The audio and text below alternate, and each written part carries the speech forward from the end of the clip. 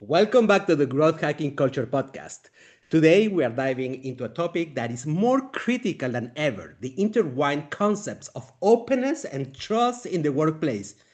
It is not just a nice to have, it is a fundamental driver of success. Consider this: recent data from Gallup reveals a concerning trend. In 2022, only 21% of employees strongly agree that they trust the leadership of their organizations. That's a significant drop from a few years prior, and it speaks to a pervasive problem. When trust erodes, the ripple effects are profound: disengaged employees, increased turnover, stifle innovation, you know the shablang. In fact, there was another research by Pricewaterhouse that found that 86% of executives believe they highly trust their employees, but only 60% of employees feel highly trusted. There is kind of a trust gap that is actually growing. So the question is, how are we going to bridge this gap? How do we move from a culture of skepticism to one that is genuine, where there is openness and trust? That is precisely what we are going to explore with our expert guest today. We are going to uncover common misconceptions, dig a little bit into effective communication strategies, and examine the pivotal role of leadership. We are also going to tackle the challenging questions: how do you communicate sensitive information without shattering trust? And how do you even measure the success of these crucial initiatives? Joining us today, Salvatore Manzi, a seasoned communication specialist with extensive experience in organizational development. Salvatore, it is so nice to have you here. And thanks for the nice chat just before. Thank you. It's wonderful to be here, Juan. Salvatore, so one of the biggest questions is, and just because I wanted to understand more from the communication perspective, what are the people, where do people have the biggest misconceptions or challenges when they are attempting to cultivate values of openness and trust? So from communication side, where do they fuck it up? Yes. Yeah. Well, culture starts with communication, right? If I'm able to communicate to my team where I stand, what my values are, what's going on, then I'm able to start building trust. And I see the biggest pitfall is in cadence. Typically, it's not until an employee comes to us that and says, I don't understand what's going on. I feel like there's a lack of transparency, whatever it is.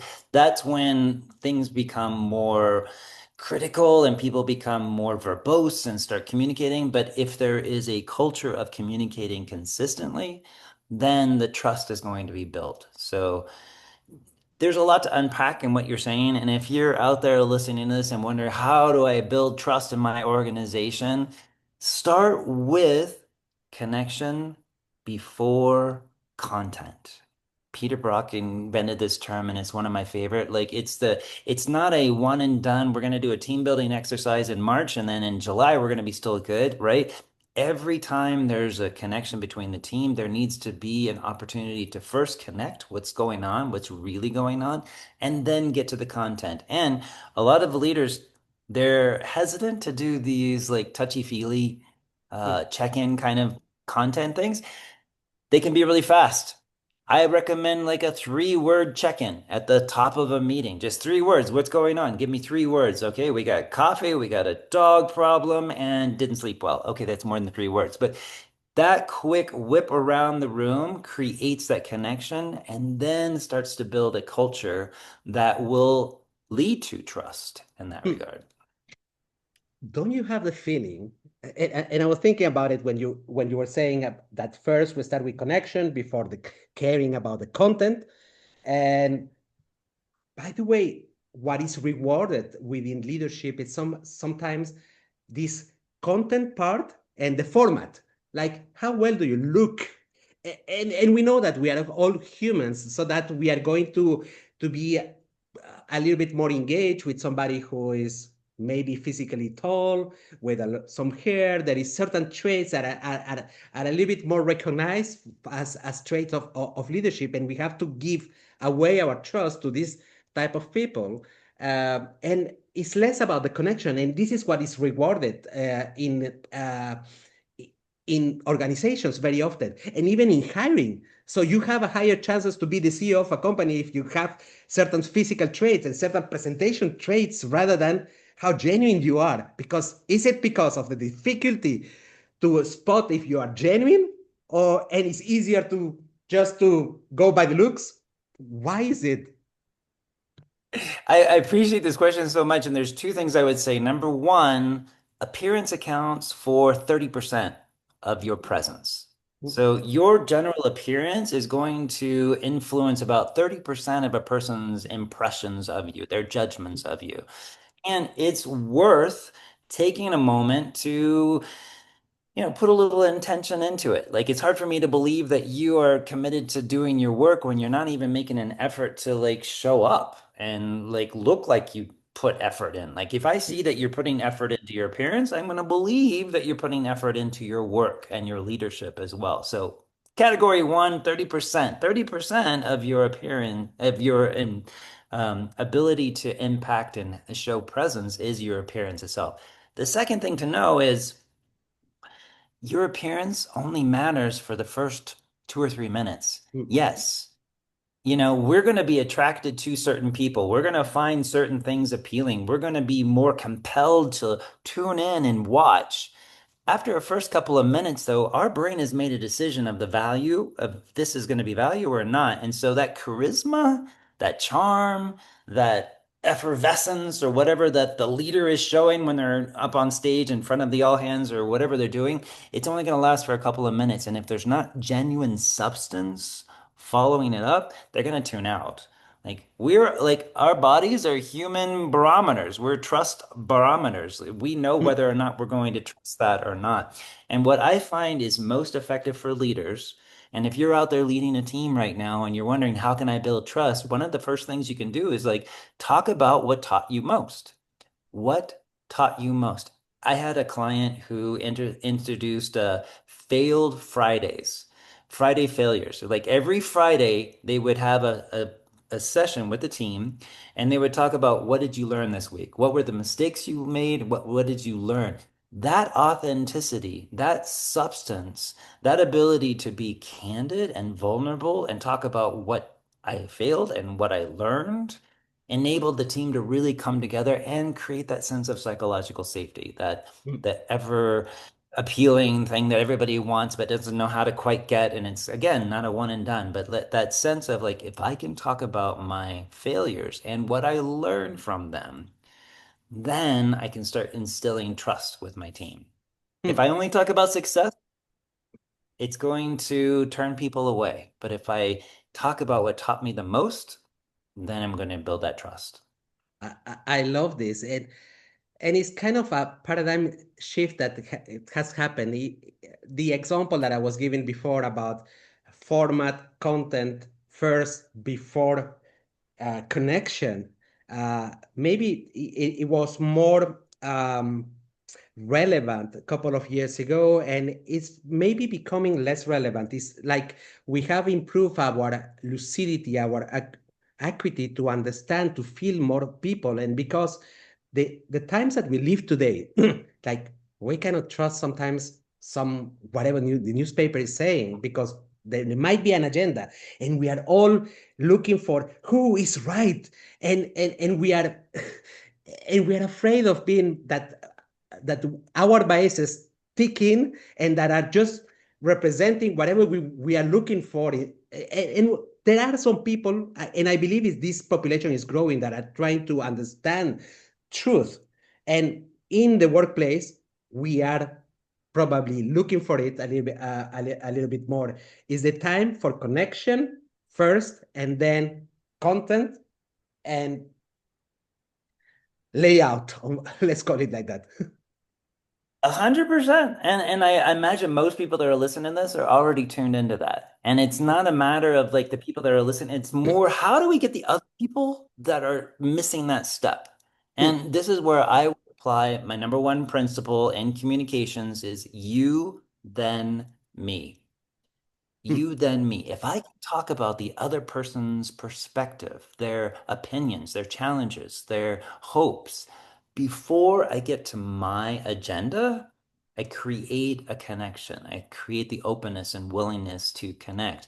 People used to ask me, Salvatore, can you teach empathy? I'm like, yes, you can teach empathy by ensuring that a leader stops, first acknowledges, validates what they're hearing from the other person before they're allowed to go on to their own opinion. So many times that disconnect happens because, and I mean, I work with a lot of data-driven, analytical, scientific people who are, their brains are going this fast, right? So they take in a question, they have a response immediately. The problem is answering too fast disconnects. Mm. There's a gap between their question and my response where I have a chance to do a you then me. If I can talk about them, if I can talk about why they're asking that question, if I can validate their concern before giving the answer that I had the minute they started talking, if I can hold back my answer and validate them or talk about them for just a second, then I'm going to create that culture of trust. And again, most of the listeners of the podcast are probably not needing to learn how to be empathetic, but need to learn how to teach empathy. And so a lot of my trainings are working one-on-one with coaches and with leaders is to teach the you then me. Start by develop the muscle of stopping oneself, talking about the other person's situation, condition, what they just said, then getting to your thoughts and feelings and so forth.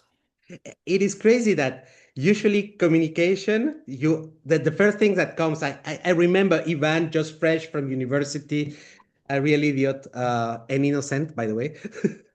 Say Communication again? was about putting things towards somebody, communicating, transporting knowledge or something to someone. When in fact, what you're saying to me is the counterintuitive way of first listen, first empathize with the person. You're telling me that communication is not about how much I have to throw out to somebody else. It's about them. Yeah, communication starts with listening, and I'm not talking about the active listening that we were taught in school where we just parrot or repeat what the person says. We want to actually distill it. We want to put it in a way that we can show and demonstrate that, hey, I heard you. It's a common known fact that people cannot hear until they feel heard. Hmm. And leaders have great opinions, they have great thoughts, they have a transactional situation that they need to accomplish. And unless there's a crisis going on, let's take a moment to do a you then me and connect with that person. Let them understand this is what I heard, this is what I'm experiencing from you. You use a word that sometimes is a little bit misused, teaching, when you were saying teaching empathy.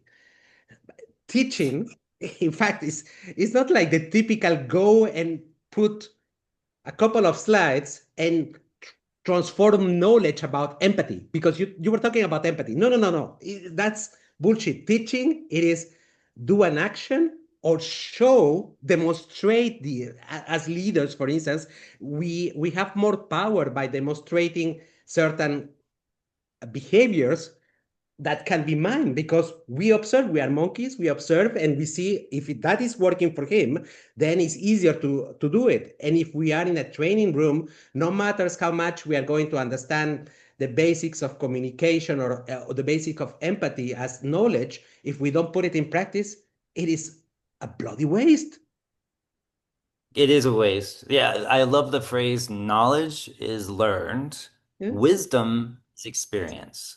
Yeah. I can sit there and I can absorb all your knowledge, but until I've actually experienced it, put it to work and done it, it's just fodder in the brain. It's not going to actually drive me towards where I hope to get. Indeed. And so let's go a little bit to the action part. Um, Okay. and I wanted to understand about certain situations, like what would you recommend as a communication strategy that would be effective in order to create a groundwork for a culture of openness and trust. So especially when you are starting from a low base, there is no trust, and that happens very often when there is a like a transition from CEO to CEO. The previous one was an ass, so the new one comes, nobody trusts him. He looks the same. Or So vice versa. Or vice versa. Yeah. you're right. You're right. You're right. I Um, mean, we all love the last guy. Now we have this new person. Who is this? I don't know that I trust them. It happens. I've worked with a lot of teams like that. To answer your question, how do you start building trust when we have a low base to start from? mm, Two things. One, cadence, create the regularity of the communication. Second, start with the shared interest. If mm, I can begin with this is why this is important, and I can emphasize from my leader perspective of the organization to an individual within the organization, this is why this is important. It's tagging it to a higher purpose. It's tagging the conversation to a higher level. If I can start with this is our shared purpose, this is our shared interest in this thing, why this is important, then it's table setting. It's the low stakes. If we can agree on this, then we can start building. So training, creating a culture where conversations about important topics begin with this is why this is important. Literally, script it. Let it be those first words. Tell your executives, tell your people leaders, start your meeting with this is why this is important as a table setting. Here's something that research shows us. I don't have the statistics with me, but people love it when you state the obvious. There's a lot of things that I'm seeing on the ground floor of this organization that I'm just not, am I seeing this? And when the leader states the shared interest and then follows up by stating the obvious, it validates my feelings, it validates this is real, it allows me to move on. Here's the mistake I see most often. They the leader wants to come in and have all the answers. And they want to come in and they want to appear like I'm in control, we got this. One of the best phrases for a leader to use, this is what we know, this is what we don't know. mm, I don't need to know all of it. Simply use that phrase. Well, this is what we know about it. This is what we don't know about it. It gives me permission to not have to have all the answers, but it also states the obvious. It makes it plain for the team what we're looking at. It's also the first step of the uncertainty framework. I use a lot of frameworks with my clients. Again, I work with a lot of data-driven leaders and they have analytical minds and they're trying to convey complex data very clear and concisely, which is not easy. But if you have a framework, which I've created, then you can put all that information into a framework. So the uncertainty framework starts with this is what we know, this is what we don't know. mm. Uh, This word, in fact, I don't, people do not use it often, cadence, because I use the word consistency as a synonym, but there might be some differences. I don't know. You know, my English sucks up, but anyways, Your cadence. English is great. Don't put yourself down. This word cadence, what does it really mean? Because there is the feeling that a cadence that means okay, I will repeat that in a road show. I will go to every single office. I will do the me talking to them, 100 people in front of me, and I have the impression that this is not what you mean. It's not Mm-mm. about the road show. I think cadence, this It's not the consists, road show. is not a road show. Tell I, me. I I am using them together to your point, and I love we're gonna go into an English lesson here. I'm down for it. I taught TOEFL for a little bit. I would offer that cadence equals speed. Cadence just means speed. So what is the speed with which you are conveying information? That's your cadence. But I'm looking at cadence as a consistency. What are the cadence of the updates? Is this a Monday meeting? Are you only telling me about something when everything falls apart? Or do you have a cadence of consistently checking in with me so that I know. I think it was, 5 or 10 years ago, they instituted more of like the regular check-ins with your team, right? Or even skip level Mm, check-ins where they had a cadence of every 2 weeks or once a month, there would be a let's hear what's going on.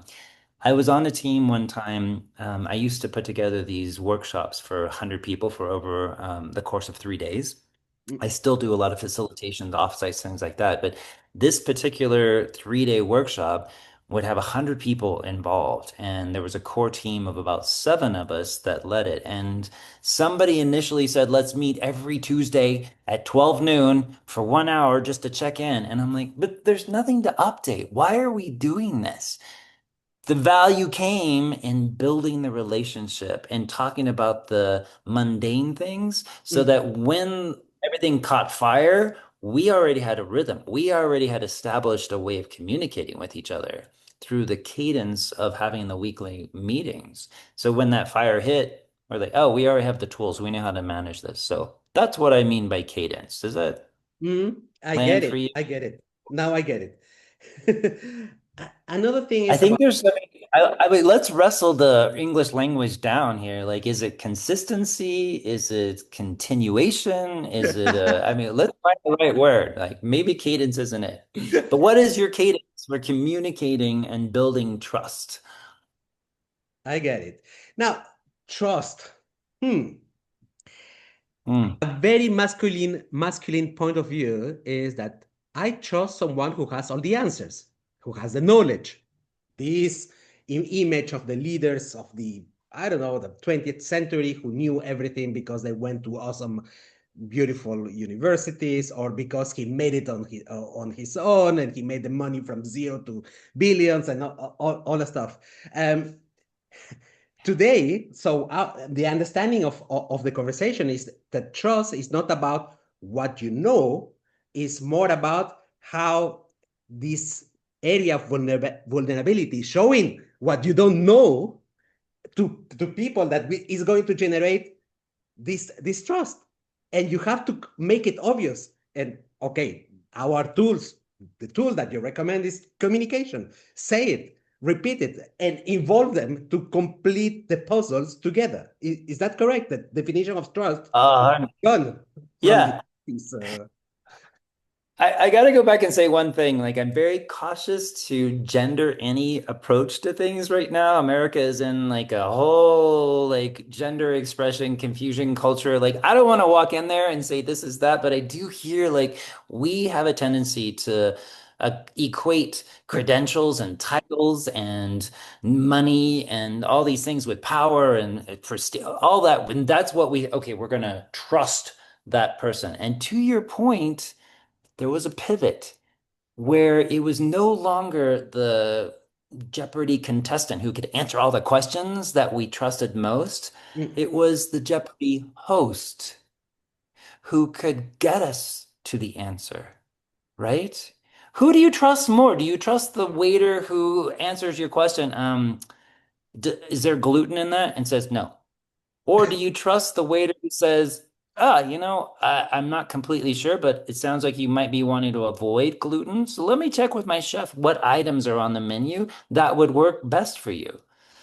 The waiter said, I don't know, but appealed to the broader sense. Like there's an opportunity in communication to take ourselves out of the contestant role and put ourselves into the host role, where our job is really to find the answer, to help them get to the answer. That's where the real gold is. mm, So trust is not established simply by having the answer. Trust is established by committing to the relationship and getting the answer. And you can tell the level of a person's leadership oftentimes by the way they respond to those questions. Do they act, do they go pale, eyes wide, and, oh, I don't know the answer to that. What do I do? In panic? Or do they be, huh? That's a question I haven't had yet. I would like to know. I teach a 6 module training course for teams to help elevate their communication. And one whole module is just on how to navigate questions so that you build rapport even when you don't have the answers. Hmm, love it. I'm sorry that I went into this definition by gender. Gender.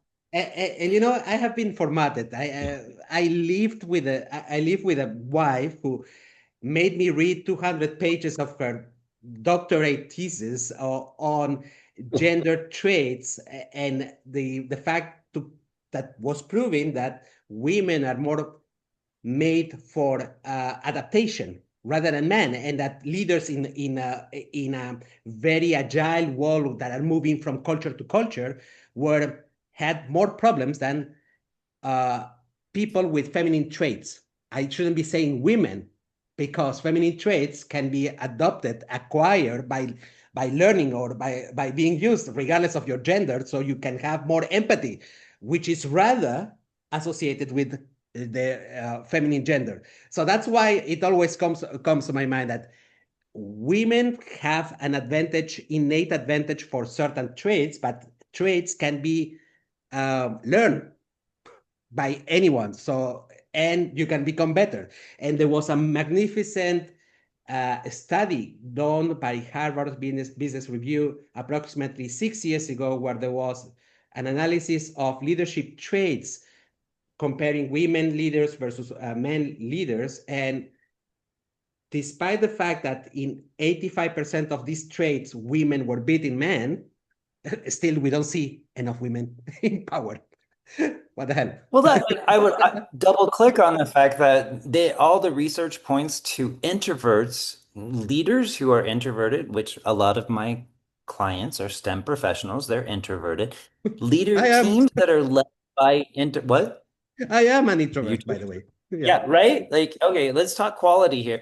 Quiet leaders outperform the extroverted, charismatic ones when it comes to their teams always outperform. And yet we still have this idea that we need to have the charismatic, like showman up on the stage kind of thing. And no, the quiet leaders are crushing it out there. Like, go us. Love that. um, so the world is going into a lot of uncertainty, and one of the uncertainties might impact changes in companies that are going to be closing because things are going fast and there is a lot of uncertainty in terms of global trade. I will not name any names here. Anyways, so in this case, how can organizations effectively communicate sensitive or challenging information like layoffs, poor performance, strategic shift in a way that builds rather than erodes trust? Is it possible already? Because now that I'm reading the question, I say to myself, is that even possible?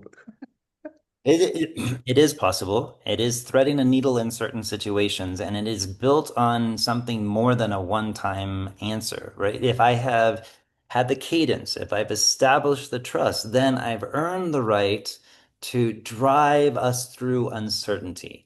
If we have been coasting and we've been disconnected, and then it's time for me to talk about, like, oh, you're not feeling very certain about your job or the future or where this is going, it's going to be more complicated, but it's still possible. And I'll tell you why.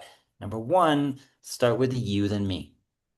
If I am completely disconnected, but I can still demonstrate that I understand what you're going through and I understand where your challenges are and I understand where your hopes are, then I can start to build that rapport and trust. And then I can deliver this is how we're going to navigate this change. If in an ideal world, and they've worked with me because that's really what's going to help accelerate and elevate their communication, they've established a pattern and they've established that trust with their team, then they can use the uncertainty framework. Number one, this is why it's important. And this is what we know, and this is what we don't know. Number two, this is what I think. And this is what I believe. And this is what I'm committed to doing for you. Number three, this is how you can get involved. Nobody wants to be put on the sidelines and told to wait. Wait until I have an answer. No, give them something to do. This is something you can do. It can be little, it can be big, but I want to enroll you in it. Number four, leave them lifted. Again, this is why it's impossible. This is what becomes possible as we work together as a team. One, two, three, four, you establish a pathway out of uncertainty. You create that connection and trust, and you build a team that's actually moving forward. But as you say, this cannot be done already when you are in the middle of a crisis. It's almost like an investment. When you call it cadence, I'm saying is the 0.5% or 1% every single day that you are working on building this trust that when you need it is going to be your biggest asset because you cannot build it from the one day to the other. So you need to be consistent on how you deliver this trust. Love it. Consistency is important. The cadence, consistency. We're going to have the two C's going here. I'm a fan of habit formation, repetition of small little efforts. And that's why these type of messages really resonate with me. By the way, talking about this type of messages. So you are publishing a book, right? Uh, and, Yes. and I want to know more. So who is it for this book? And I want what can I learn in this book? Is it for me about how how to say things? Is it about building trust, the topic of today? Or what is it for? Everybody go right now to clearandcompellingplaybook.com. You'll get a free download from the book. You'll start to get a sense of what it is. Clear and Compelling is the name of the book. It is communication strategies for big thinkers with bold ideas. And the hidden message there is data-driven, analytical, scientific, introverted, quiet leaders who are taking all that complex data and making it clear and concise. I offer three things. One, frameworks that are contextually appropriate for opening a conversation, closing a talk, navigating Q&A, or storytelling. Second part is on delivery. How do we make sure that the way that we are communicating is congruent with the message? And let's face it, folks, everybody's using AI right now to write their emails, to write their presentations, but you still have to deliver. You still have to learn how to communicate it. So there's a whole series of techniques that'll help you elevate the way you're communicating. The real gold is in presence. Frameworks, delivery, presence. Presence is how you show up. These are the strategies that help you show up with resourcefulness, agility, deal with the imposter syndrome, whatever's keeping you from showing up at your best. That part on the book is going to help you strategically to navigate and show up with great presence. Go to clearandcompellingplaybook.com. You'll get a free download. Look me up on LinkedIn as well. I want to hear if you have a video of yourself talking and want to get some feedback, I'm down. I always love to look at what's working because it is unique for everybody. Mm. I, I'm going to be putting the link below this episode. Now, let's get back to breaking English. I remember maybe, what the hell, 10 years ago, I read a book called Gravitas, a small little blonde lady who wrote it. And when you say Amazon. present, are you On talking Google. about physical presence or you are talking about gravitas that goes a little bit more into a circle beyond just the physical presence, like how well I look? Presence. How are you showing up? Like, I love the term gravitas. I work with a private equity firm right now. They love the term gravitas. Yes, gravitas. What is your presence in the room? Does your presence cause people to lean in, or does it cause them to second guess what you're saying? So that third category is all about how to have gravitas, how to show up with presence that's appropriate to the situation. Here's the thing. We've been trained and conditioned throughout life how to show up, how to behave in different situations. That conditioning is not always appropriate for what we want to achieve. So, presence takes intention and it takes training, and you can't level up and be that person that everybody leans in when you're talking. I love this definition, Salvatore. That's beautiful. Now, I want one of the last questions because I really think that I'm with you when whatever we do, there should be some data to prove that it was effective or it was just bullshit. Um, Now, how do you measure this impact of a communication strategy? Let's say that if you want to build trust, is there any ways to measure it? Because let's be frank, there is 10 million surveys that cost some of them Yeah. millions, by the way, a lot, not millions, but a lot. Is About there a that. way No, to it is. measure the impact of our initiatives to foster trust, openness, and so on? There is, and anybody out there that's in HR knows that surveys, another survey, really? You want me to launch another survey? And you want the report? You didn't do anything with the last survey that I did. You want another survey? Stop it with the surveys. I get it. And quantitative surveys are the best way to measure, even if you only get 20-30% feedback on it. It is the best way to measure if an initiative is out there. But the qualitative measures are where you will really get a temperature of how your communication is landing. Are they asking more questions? Is there only one person that's speaking up in the group? I can tell you, and you probably know this, if that one person is speaking up, there's five people DMing them saying, thank you for speaking up. You want to have everybody speaking up. You want to get every voice in the meet. Are the hard truths being discussed openly by the team? Are they feeling that? Those are the measure. Who's speaking up and are the hard truths being discussed? That is your true measure if your communication is being effective. But yes, still run the surveys and deal with all of that and all of those. Really? No, I wouldn't. I would go for your method. I mean, it's better to have somebody just paying attention about how many people interacted, with the truth being said, and so on, instead of paying hundreds of thousands of dollars sometimes for a stupid survey that nobody's going to read. Yeah. Well, I mean, don't spend that much money on surveys, obviously, but yes, nobody's going to read them. It's a matter of there needs to be a quantitative measure that can be put into the numbers along the way. And as HR leaders, we need to be tracking and measuring the qualitative. Like four people spoke up today in the meeting. This hard topic came up. This number of hard topics came up in this meeting.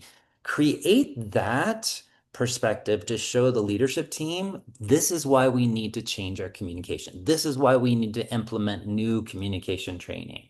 We have this gap between the quantitative and the qualitative. Hmm. The book, clear and The complete. book. The book, yes. When is it live? September. You can go to Amazon and you can download it and in September.